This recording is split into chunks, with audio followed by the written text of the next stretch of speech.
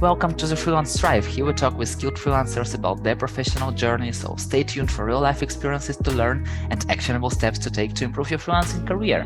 My name is Yuri, I'm a community builder at CodeControl and 9am.works, and my guest is Marc Clemens, the founder and CEO at CodeControl and 9am.works, a strong believer in the freelance economy, who was a freelancer himself with focus on company setup and product management, and now one of the key persons who shapes the future of work in Germany and worldwide. So, welcome, Marc. Thank you very much. That's way too sweet. Thanks. We have a lot of conversation. I know you from the inside, so it's just a reality. And let's start from the beginning. The first question, you were an entrepreneur for 15 plus years. And as Matthew Mottola said, you didn't even write a book about it. So why did you go freelancing at some point? A very good question. Well, it wasn't between companies. So I'm a strong believer that you don't have to be just a freelancer, just an employee, just an entrepreneur. I believe that it goes forth and back. And it was a period of time where I needed to work by myself and choose projects myself and have the full freedom and flexibility. And I think for that, freelancing was just the right thing. And what did you like the most about freelancing? I think the freedom and flexibility. So, Okay, yeah, it was really that I could choose my clients myself, that I could choose the topics myself, that I could get into topics that I really want to get deeper into, that I could decide where to work from, how to work. So it was just a lot of independence, and that's what I love about freelancing. It gives the power really to the workforce, to the person themselves to decide how and what they want to work on. And usually freelancers are working with clients, companies, and all the stuff. But how did you start working with freelancers yourself? Good question. I think probably the first time when I co-founded a freelancer marketplace during my uni times when we needed to look for talent, and was an international company, so worked with people internationally, and also a lot of people that did it on the side of university. And then later at Semi Privé, my product team was mostly freelance, and then partially of my marketing team. And I started to really like the way that you can collaborate with freelancers, and that stayed and became just stronger once I freelanced myself, understood why it's so nice to be a freelancer and why it's so nice to work with freelancers. But still, why did you choose them? Why didn't you just employ some people and started a new company? Why did you choose to work with freelancers? I think it comes down to the way you collaborate with freelancers. When you hire a fixed employee, you kind of go by position, by a role. Mm-hmm. I say, well, I need a senior XYZ or a junior this and that. When you look for freelancers, you usually have a task in mind. You usually have a certain topic, a skill set that you need. So your way of searching is different, and the way that you get feedback is also very different. Let's say you need a marketeer with experience in CRM that has done customer segmentation and some kind of customer lifecycle optimization. Then there's a very specific skill set that you need, and then you might need a person that has experience within marketplaces. So you look for someone that has a very specific skill set that you're looking for, and then you check with people, and they're very honest. They're like, yes, I can do that, but I cannot do that, right? It's not like people do not apply to just get this job and then stay on the job and try to, I don't know, fool themselves in. They know that they get paid if they do their job. So you work with a freelancer says, yeah, look, this I'm good at, this I don't know, this I can learn. Look, my rate for this kind of project would be that because I have a lot of experience or I have little experience, or I don't know, or I really like this company. So it's a real on eye level way of working together. It's a way more collaboration on certain topics than it is just to employ someone. So I don't like this concept of employing people and this balance, or this non-balance of power between employees and employer. I like way better that there's someone that, hey, I need someone to help me. Yes, I could help you. Cool, let's work together. So that's the way that you work with freelancers. So I just love it. And talking about tasks, is it always 100% fit? Or is it still like, I don't know, 90% fit and then like 10% we can learn during the project? No, I think you can definitely learn during the project. It's not it's a certain skill set that you need, and that helps as well to get people on board. I think that's another thing with freelance. Freelancers work on lots of different projects that are super fast in getting onboarded and getting into topics, understanding new problems and solutions, and finding solutions. So I think it doesn't have to be 100%. It needs to be a person with the right basic skill set, with interest in this project, and then it can be done. So I would say it's just always about an open conversation to understand who and what fits at that moment. Now, Marc, we work together and I see that you are obsessed with helping freelancers so much that even though you're a CEO and founder, you are still ready to jump on a call with freelancer right away to help them. So I saw a few more examples like in the corporate world of such kind of CEOs, but still I didn't have conversations with them. That's why I'm asking you, why not just make money? Why do you care so much personally? Well, I think there are several layers to it. One, I'm very much purpose driven. So I love to work. Well, I also love not to work, but I love to work when I enjoy working, right? And I enjoy working if I do something that has a purpose for me and something that makes sense to me. It doesn't always have to be doing the greatest thing and doing the biggest charity. It's for me to have an impact and make a difference. And for me, it happened to be something in the field of future of work, something that I always was interested in. And within future of work, it happened to be the freelance economy.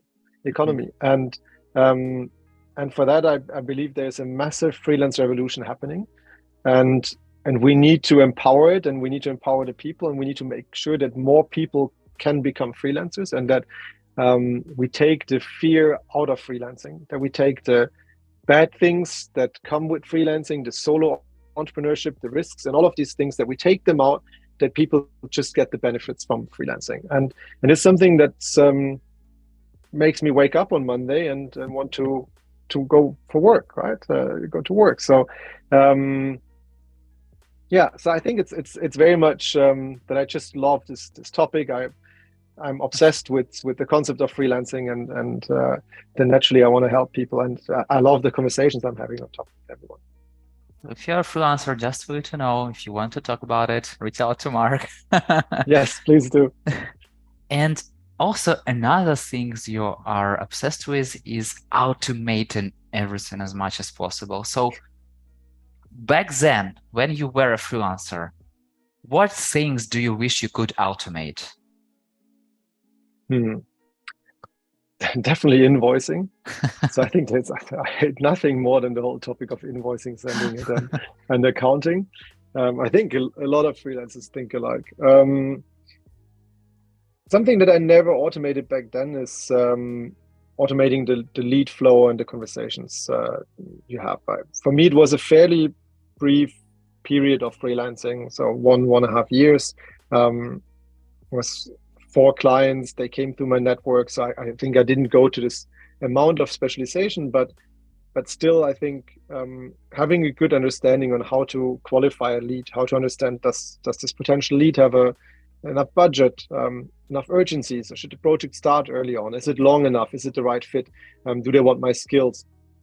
So finding these things out in a form helps so much on being quicker in responding, on having a better relationship with your leads. And then the next thing is always you need to jump on a call. So my go-to tool these days is Calendly, and obviously a bit of advertisement, 9 a.m.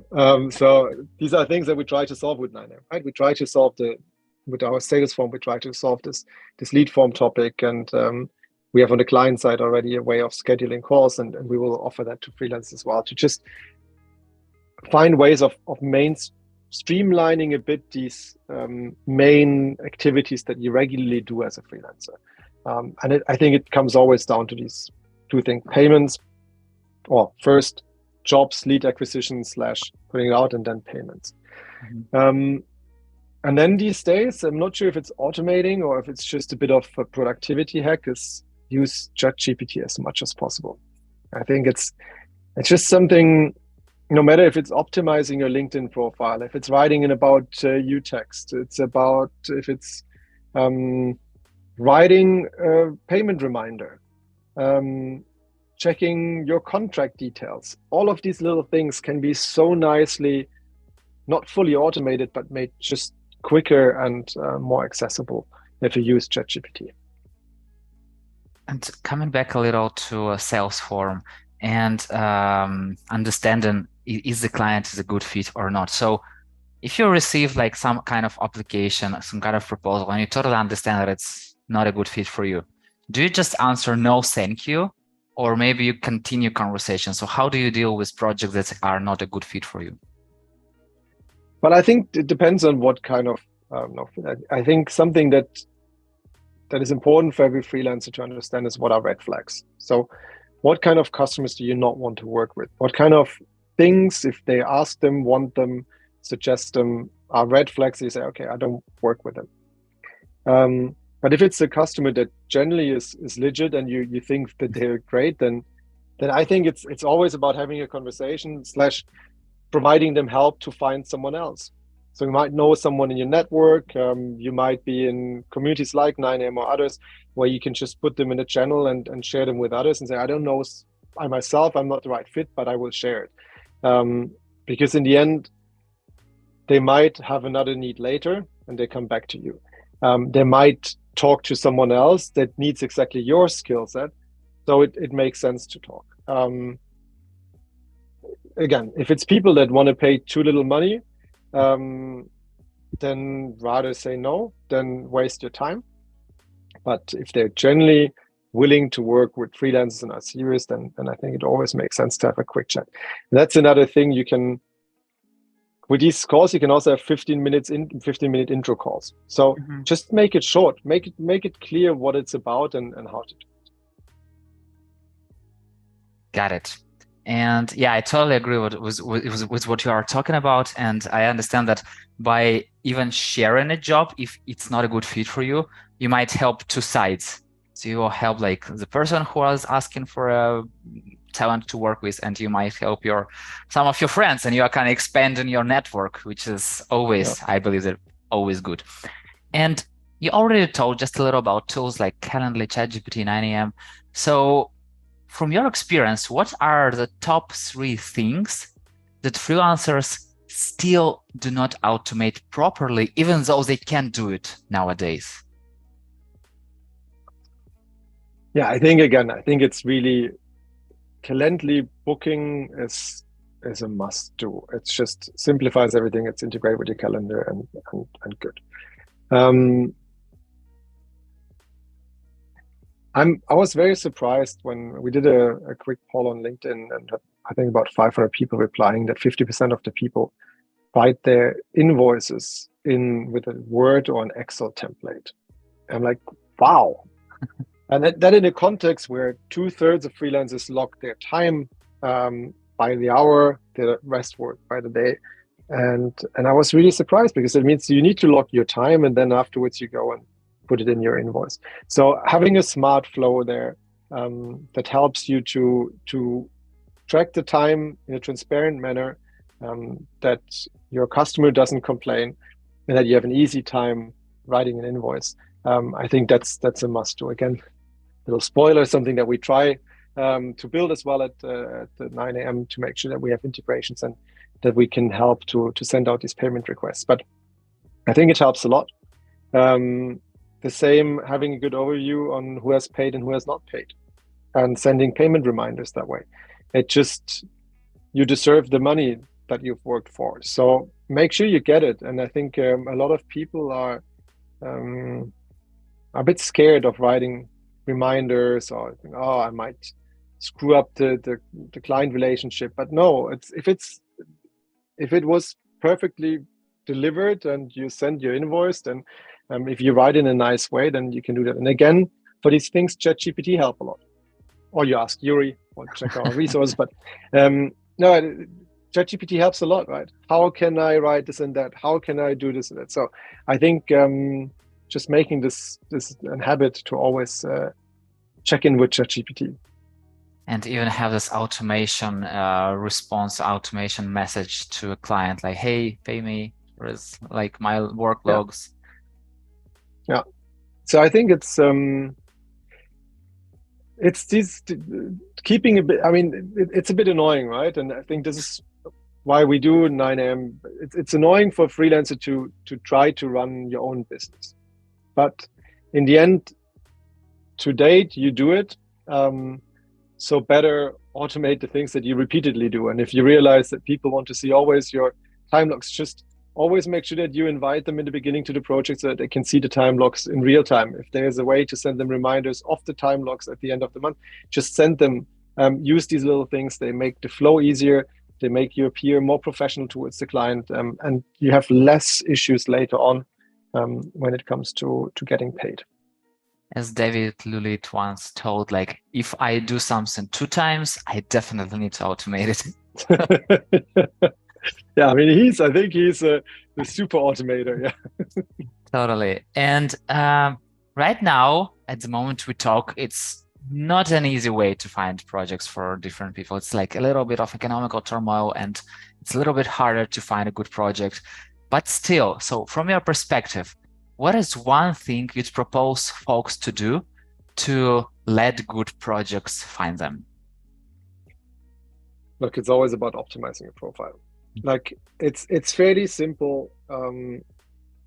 As a freelancer, you sell through your profile, and profile can be as well your website, but people might not find your website in the first place due to SEO, where you most certainly will not rank. But if you have a perfect profile that explains the projects you've worked on, the companies you've worked on with the right keywords, if you work in a fintech, then make sure that fintech is as a keyword in there, that you describe what kind of skills you used in this on this project.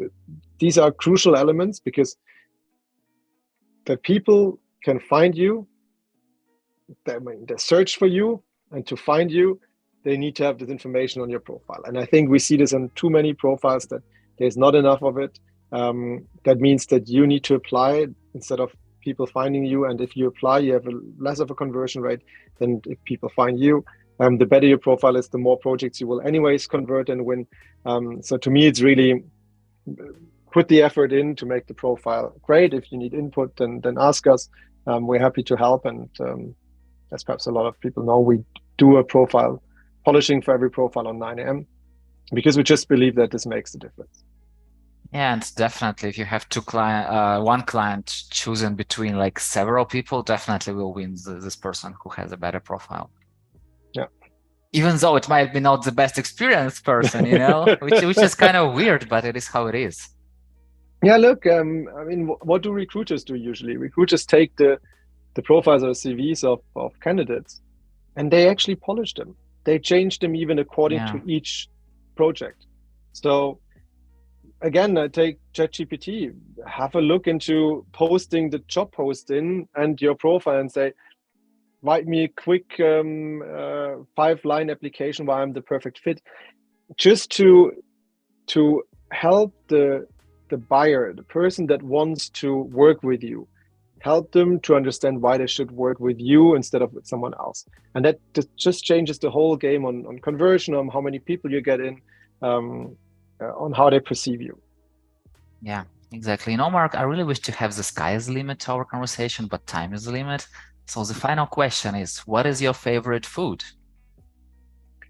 Ooh, so I'm somewhere between pasta and South German special type of pasta, which is kind of gnocchi-like. I think I choose that. Got it. Thank you so much, Marc, for sharing your experience. And it's been such a pleasure to hear and learn from you. Thank you very much for having me. And thank you so much for listening. If you like the show, hit the like button or 5 stars and share it with your friend. That's it. We're done. See you in the next episode.